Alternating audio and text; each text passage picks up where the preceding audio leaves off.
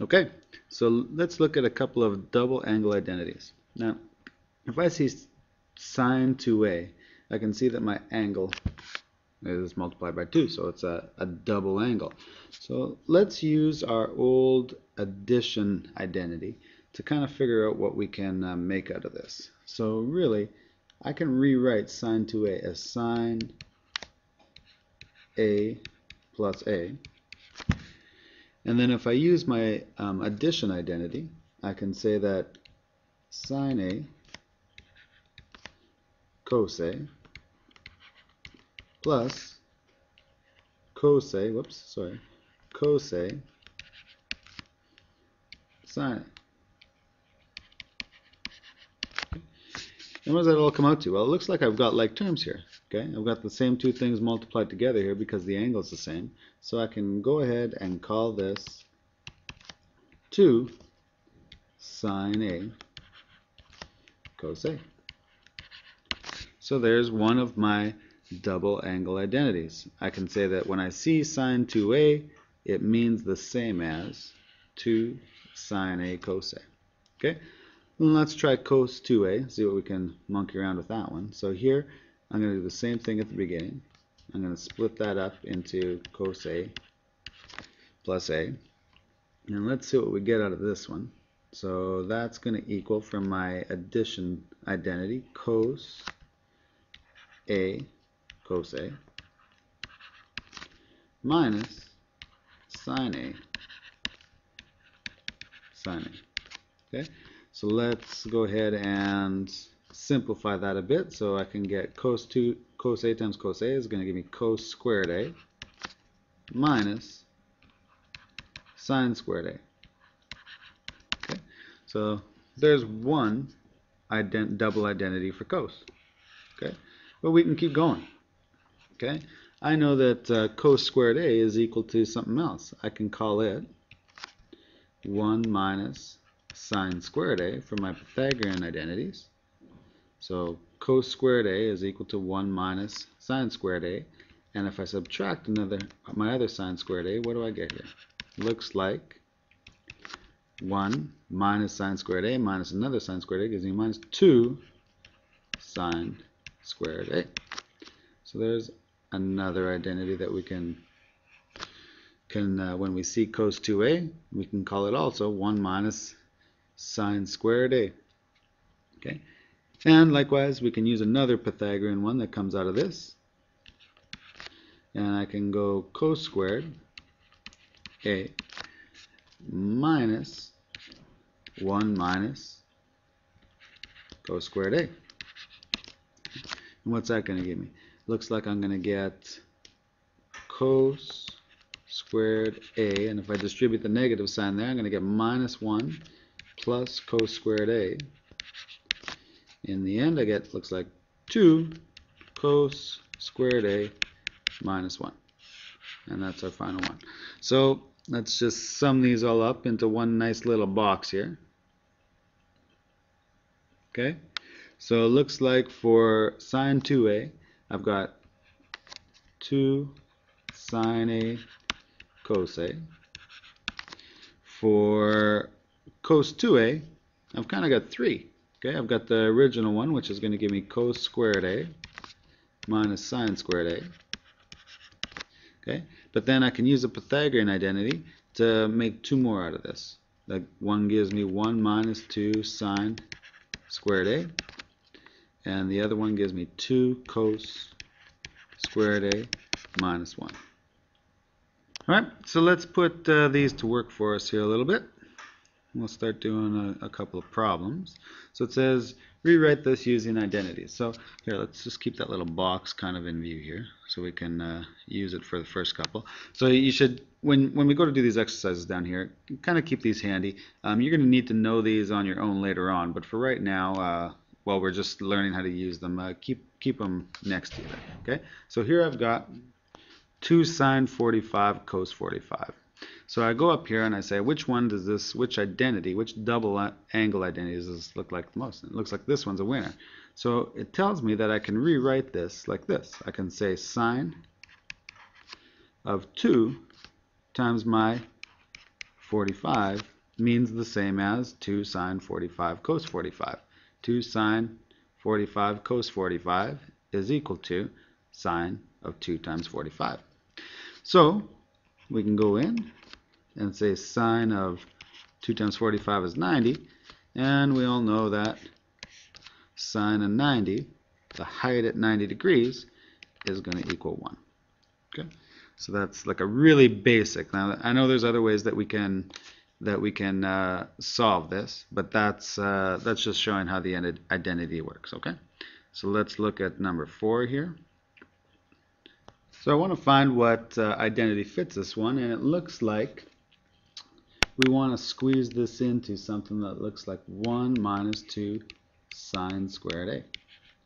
Okay, we know that that's going to give me one of our cos double identities, 2a, so I can rewrite this as cos of 2 times 25, which gives me cos of 50. Okay, so that's a really straightforward one. So let's look at another one here. Here's 6 cos squared x minus 3. And I don't have an identity that looks exactly like this, but what I do have is one that looks like this. 2 cos squared x minus 1. So I want to make this look like this so I can use it. So it looks like I can factor a 3 out here, and I end up with 2 cos squared x minus 1. And now I can put my double angle identity in here to get 3 times cos 2a. So that's my final answer there. Okay, so it's just a way of rewriting something so we can use it a little bit better on down the road. So let's look at 6. Actually, I'll leave 6 to you. You can give that one a try. It's a lot like 3 there, or a lot like 5. And number 7 here, which one does this look like? Okay, this is a little trickier because we're used to seeing a 2 out in front of here. Okay, so if I see sine 3 theta, cos 3 theta, what I want to make it look like is this. 2 sine 3 theta, cos 3 theta. So I know this is going to match up with my identity, right? I know that this is going to give me sine 6 pi. Okay, sine 2 theta. So I've got 3 pi here, 3 pi here. So sine 2 theta is going to be this. But the problem is that these two things are not equal. I've got this big fat 2 in front that would get me to this spot, but I don't have a 2 in front of my original expression. So what I can do is I can go in front and multiply this by 1/2. Oops, I didn't leave no space there, but I can multiply that by 1/2. So that would give me, right? It would give me sine 3 theta cos theta. Okay, like I do here. So if I multiply this by 1/2, I can do and multiply that by 1/2 as well. So you're just trying to smith the original formula so that you can put it in a form where you can change it to the identity, and then you can find your simplified form. Okay, so let's try this next one out here. It's like a little bit more practical because I've got my 2 angles in there, but it's the same idea, right? So if I go 2 sine of 15 cos 15, okay, and I know that's what I want my identity to look like, right? So if I've got this, I can call this sine of 15, and 15, 2 times 15 gives me 30, okay?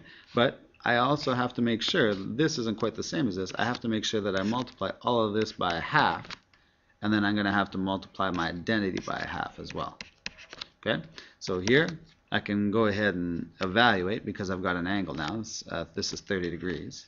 Okay, so sine of 30 degrees, the height at 30 degrees is 1/2, and then plus the other 1/2, or multiplied by the other 1/2 that I've got out in front here, gives me a value of 1/4. Okay, so I'll leave 9 for you there to do as a little bit of an exercise, and we'll whip down here and see if we can solve something that I guess it's a little bit more practical.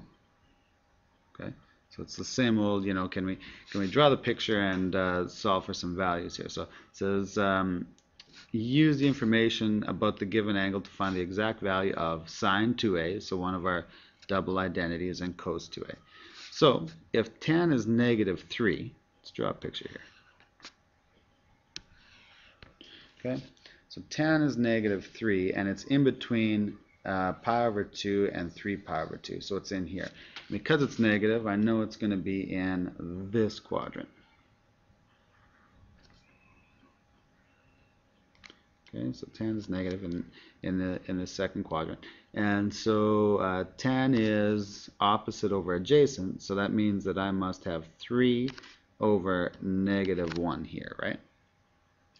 Okay, so I guess that would give me, let's see, 3 squared gives me 9, plus 1 squared gives me 10. This is going to be the square root of 10 is this hypotenuse here, right? Okay, so that gives me my values, and now I can just go ahead and say we wanted to find the value of sine 2 theta. Okay, so at this angle, we want to find the value of sine 2 theta. So we can go ahead and use our identities to say that this is equal to 2 sine theta cos theta. Okay, and now we just put in our values here. So 2 times, now what's sine theta going to be here? It's going to be 3 over square root of 10. Okay, opposite over hypotenuse, times cos of theta is going to be negative 1 over the square root of 10. Okay, so let's multiply all the tops together here. Looks like I'm going to get around 2 times 3 times minus 1 gives me minus 6. And square root of 10 times square root of 10, I think, last time I checked, was 10. So simplify that out a little bit, and I get negative 3 over 5. Looks like a nice one. So B, let's try this. We want to find the value at cos 2 theta. Okay. Actually, I'm going to leave that one for you. You give that one a go. Cos 2 theta. Go through the same steps. I want to get to this proof down here. That is kind of fun. So we can use our double identities to solve a couple of proofs here. So if I see 1 minus cos 2x and sine 2x equals tan x, it's pretty obvious I want to start on this side. This is the place where I can do all of the work on. So let's go in, and I see cos 2x here, and I know that that is going to be one of the double identities. And if I've got sine 2x on the bottom, it would be nice to change this cos 2x to something that's in terms of sine.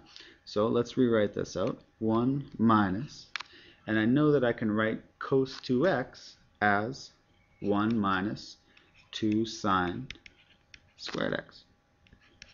Okay, and on the bottom, sine 2x, we can also write as 2 sine x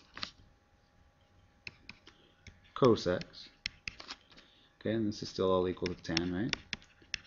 So let's tan x. So let's see what we can do here. Well, this is nice. Looks like 1 minus 1 gives me nothing. And then on top, I'm going to be left with 2 sine squared x. And on the bottom, I've got 2 sine x cos x. Oh wow, this is just so ridiculously easy. It's absolutely frightening. The 2's go cancel out to be 1. Sine x divided by sine x here, I can get rid of one of these with one of these. That's another one. And looky here. Sine x divided by cos x is tan x. If that doesn't get you excited, I don't know what will. Alright, so there's a few little notes on a double angle that they'll get you started for next time. Alright, so yeah, cheers.